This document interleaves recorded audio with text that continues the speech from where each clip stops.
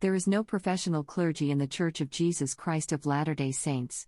In other words, no member of the church goes to a school to get a degree and then use that degree to get a ministerial position in the church. No position requires a degree. A person with doctorate degree in Hebrew and a used car salesman are equally qualified to serve in any position in the church. No member applies for a ministerial position in the church but called to these positions just like in the Bible. Jesus has no problem calling fishermen as his disciples and apostles. Almost all positions in the church offer no financial assistance, including all local leadership, including bishops and stake presidents. People who serve in these local positions support themselves in their own careers.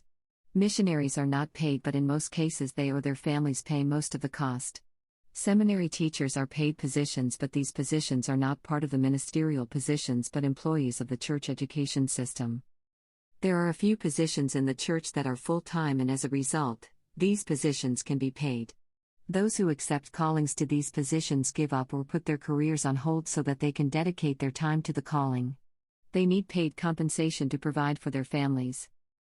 Reports that I have seen suggest that these allowances are less than $150,000 a year on the high end. Giving these living allowances is important, as if they were not available, only rich members would be able to serve in these particular callings.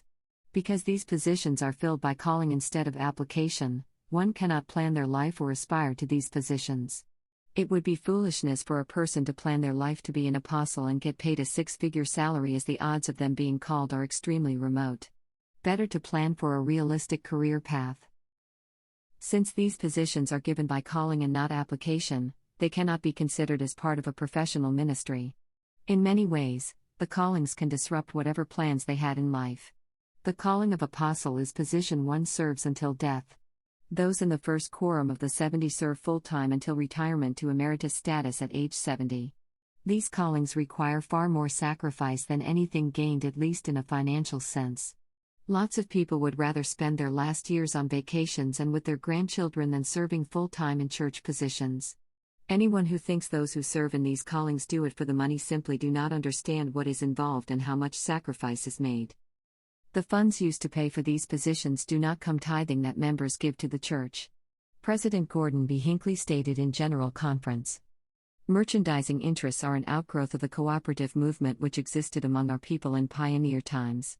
The church has maintained certain real estate holdings, particularly those contiguous to Temple Square, to help preserve the beauty and the integrity of the core of the city. All of these commercial properties are tax-paying entities. I repeat, the combined income from all of these business interests is relatively small and would not keep the work going for longer than a very brief period.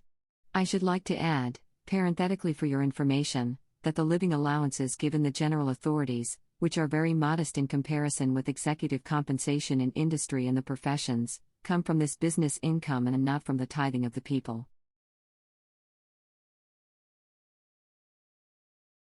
Sometimes members of the Church of Jesus Christ of Latter-day Saints have used the issue of paid clergy to distance the church from other faiths. This is probably not the best approach. A better one would be one of intent. If the motivation of accepting a position is to get financial gain, then it's wrong. If the motivation is to make their faith or church stronger, then getting paid to support themselves and their family is fine.